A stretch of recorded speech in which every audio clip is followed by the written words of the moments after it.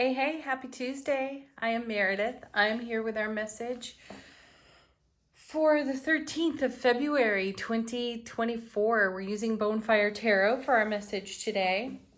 And what do we got going on in the atmosphere? Well, we have the moon in Aries, setting fire to our emotions.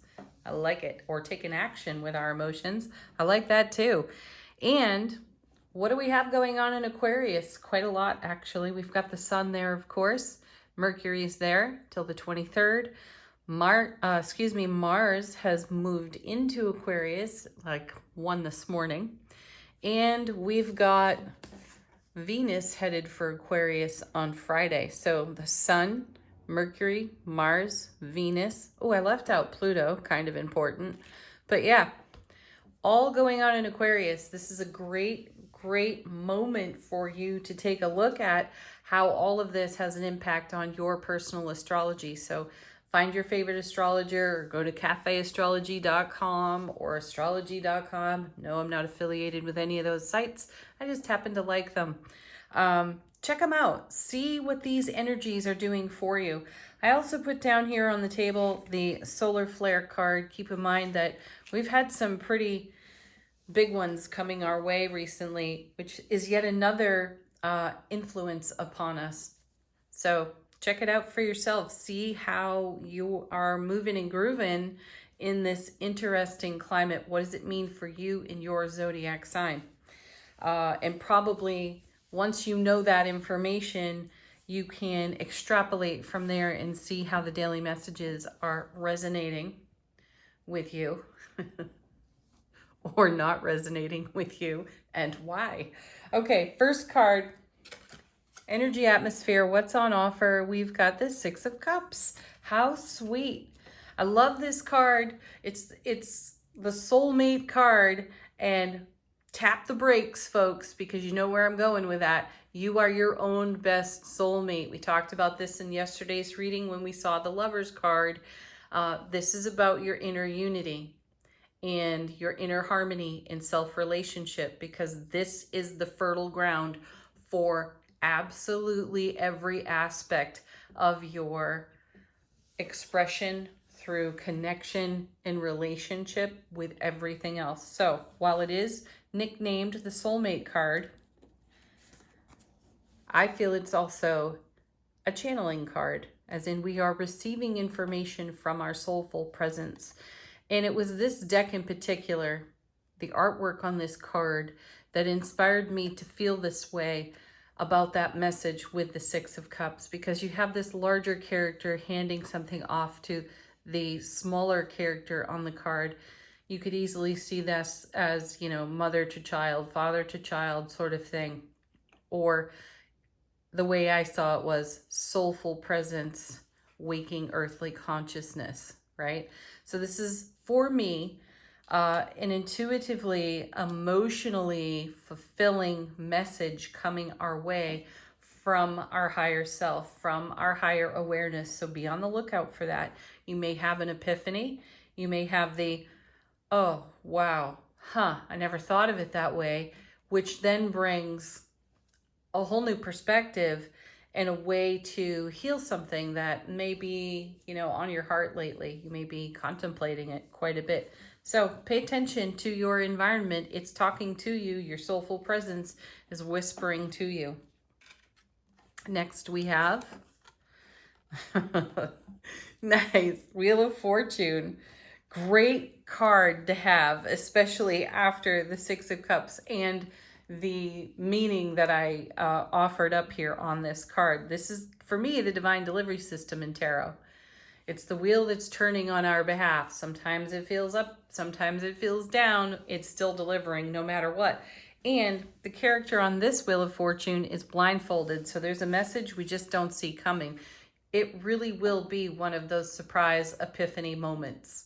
And it may be mundane, ordinary, and small to the estimation of your ego when it comes in, yet I'm sensing a profound ripple effect through our foundation because of whatever we are in self-discovery for and about today. Next, we have Hey, Strength card back again. Oh, I like that the Wheel of Fortune is rolling into the Strength card. Now, we had this card yesterday and we talked about how its true meaning is about having the courage to be vulnerable no matter what. So here's you, here's your idea. You're bringing it all together. You may be talking about it, sharing, and there may be doubting Thomases, let's say, when it comes to what you're sharing about your inspiration, and your vulnerability remains untouched by anybody else's opinion because you have passion, you have faith, and you have strength no matter what gets thrown down in your path. Now, another thing we talked about yesterday when we saw the Strength card is that sometimes we receive a profound inspiration and we begin immediately taking action on our profound inspiration. And for some reason, it just sort of peters out or dies down and we stop giving or investing. We talked a lot about investing our energies wisely yesterday. I do feel that with the Wheel of Fortune here and the Six of Cups showing up, something's coming back around, something that we maybe put on a back burner or we shelved or just decided not to think about or invest in. It's coming back around because we are in a very unique cosmic atmosphere. You know, the energies of Aquarius and all these planets with all of their special nuances are influencing inspiration, innovation, and our ability to take action on our inspiration. So I feel that whatever's being nurtured in the heart space, again, talked about it yesterday, and maybe backburnered for a while, is coming out. It's rising to the surface, and the universe is delivering some very fulfilling and interesting energies that may give a boost to what's on our heart to co-create with the divine. Next card, the Hierophant. Oh, I like this because the Hierophant is a card of reevaluation, you know, reevaluating what we believe in and reevaluating our traditions and the values we assign to experiences in our life because of tradition. So this is a card that's a bit of a shakeup in tarot. Excuse me. It's a 5. It's number 5 in the major arcana. It follows the Emperor and comes before the Lovers. This is sometimes seen as a marriage card because energies are woven together, combined, or bonded on this card. Though what I'm sensing here is that the 5 aspect of this card, which is change, potential conflict within change, the 5 aspect is what I want to focus on because of the cards we're seeing here in the previous messages we've received. We have a bit of a transformation to what we once valued or how we valued something previously. And again, off the Strength card, I feel like we have some fresh energy, fresh perspective to give to some of our long-standing inspirations. This Hierophant allows us to take action, I feel, in a new and innovative way, especially in the climate of this energy atmosphere, cosmically speaking. So be prepared to receive in an epiphany style way with the 6 of Cups, and in an emotionally fulfilling way to take some action on the energies that are incoming and giving you a boost. Next. Oh, look at this. Now the Empress. How good can it get? By the way, that's one of my new favorite questions. I ask the universe regularly, how good can this get? Even if I'm standing in the middle of a total shit show, I can ask that question. How good can this get? And it's a wonderful way of taking a look at every scenario that kind of comes down the pike. Now, each of us is uniquely called upon, sometimes challenged, to be of service in ways we weren't exactly prepared for. And if we go into that dragging our feet and throwing shade and drama on it, like we talked about with the ego energies out of yesterday's reading, then we start to create an atmosphere that's less than lovingly buoyant, right? Though if you shake it up with questions like, what have I not considered? And how good can this get with some sort of enthusiasm? The multiverse, the universe is going to meet you in your enthusiasm and your wonder. And here comes the Empress. She's the mother of tarot, the divine feminine in tarot. What are you nurturing? What's in your heart? And what inspirational energies are revealing themselves to you now that have you taken a look at what you were at one time inspired by and investing in, though stopped giving energy to, and now feel more inspired to bring new life to a project, an idea, a consideration. So ask yourself, how good can this get, since it's cycling back around off the beautiful Wheel of Fortune? You're aligning with your destiny on this card. So there's destined aspects to what is taking shape in your world in these moments. And I feel that the Empress is also inviting us to dream. I'm caught by the world symbol in her third eye. We had the world in yesterday's reading, and I think it was off the bottom of the deck. So it's reward of everything that you've been investing in, reward of all of your efforts. And she has that in her third eye. So she has that in her cosmic consideration. And I feel that that's what's coming, a fresh perspective in cosmic consideration that adds strength, fire, passion, courage, vulnerability to some long-standing dreams, goals, and wishes. Very sweet. Bottom of the deck, what's not so obvious to us? Universe is going to tell us with tarot right now. First card, Five of Wands. Hey, another 5, and a nice fiery one at that, because the Suit of Wands brings us motivation from, with inspiration, and it taps our skill, our talent, and our enthusiasm. So in the Five of Wands, there's a little bit of chaos with our motivation, inspiration, enthusiasm, skill, talent, right? We don't exactly know what direction to go in. So I'm going to suggest that these cards are suggesting be in receptivity for what is coming your way and sort of making itself aware or reawakening for you. And instead of going into chaos with it and thinking, oh, what now? Now that I have this information, what do I do next? Back up a bit, reconsider that inspiration through the Strength card, through the wisdom of the Empress, and take a look at what kind of atmosphere your original idea was birthed in, okay? And the atmosphere you find yourself in now, and recognize where you've got resource, because the Suit of Wands is also a suit of resource. You have what you need to put things together, where at another time you may have only been able to go so far. And the essence of the world energy with the presence of the Wheel of Fortune means that you've got new resource now. That's the feeling I have, to give more life to your dream, your fulfillment. Oh my gosh, look at this. Then you have the beautiful Nine of Cups. Dreams come true, wishes are fulfilled. And this again is because of your investment. The Ace of Cups to the power of 9 is a super powerful card, and it's a whole lot of overflow for love, bliss, joy, and happiness for us to work with. So I'm talking about us having very fulfilling and rewarding opportunities, and we've got the resource to go with it. Now we just need the get up and go. I think we have that too. Next card.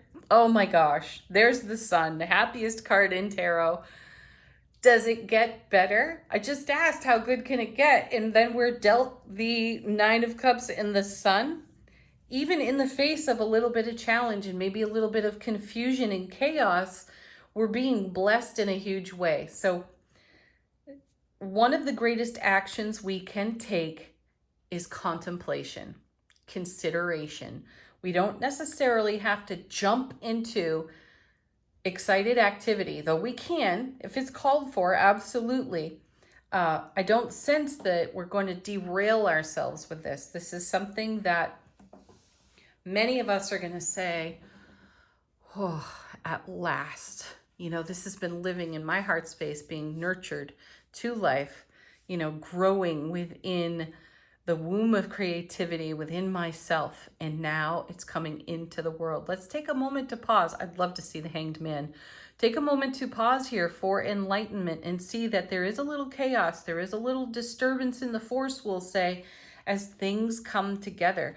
Use that energy positively and profoundly and come at all of this in a relaxed sort of way.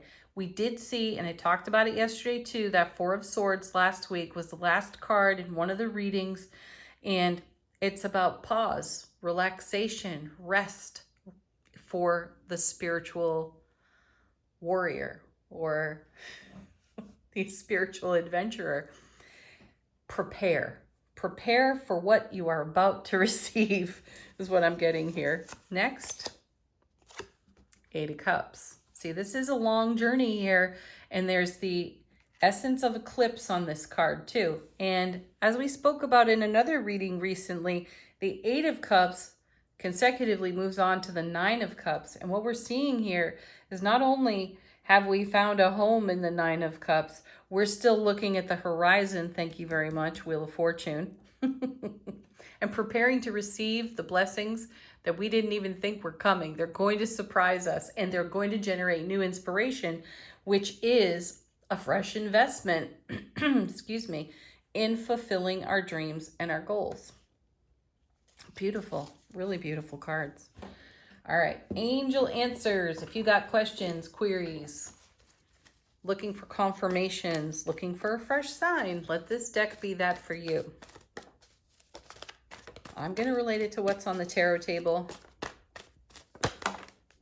We've got, I like this, reconsider. Yes, exactly. I feel like that's what the Strength card is saying. Take a look at some of these inspirations that have come your way through prior eclipse seasons and prior spiritual journeys, right? And reconsider how you can use all this beautiful resource and even some of the chaos that comes of receiving the very things you've asked for. Reconsider how to use your spiritual, energetic, and earthly resources. Be innovative with your ideas. Next. Whew, I'm having a hot flash and just broke out in a prickly sweat. I'm getting charged up. Oh, a whole bunch just fell out. Meditation brings answers. This is the pause I'm talking about for reconsideration. Consideration, reconsideration. What have I not considered? What more can I consider? And how good can this get? Go there with meditation and create emphatic success for yourself. Those two fell out together. Oh, more falling out together. We have, oh, our sweet, simple yes. This is the voice of our soulful presence off that beautiful Six of Cups and the Wheel of Fortune whispering yes. I always feel the presence of the High Priestess when I see this particular yes and angel answers. Yes, this is your dream coming true. And the other card that flipped out with it is trust. Yes, you can trust this. How sweet is that? All right, final word on the reading from angels and ancestors. How is our soulful presence informing us? Informing our waking consciousness? That's a whole bunch. I'm just going to take the one directly off the bottom of that pile, and we've got Mother Earth. Feel loved and comforted. That's a double Empress right there in the reading as far as I'm concerned. Recognize what you're nurturing. Recall what you are nurturing. Reconsider it. Bring fresh energy, fresh inspiration to other inspirations that have come down the pike that have been living in a very comforting and nurturing way within your heart space. Bring them out into the light and make a fresh investment in those ideas. Have a beautiful Tuesday, everybody. Peace, love, laughter. Namaste.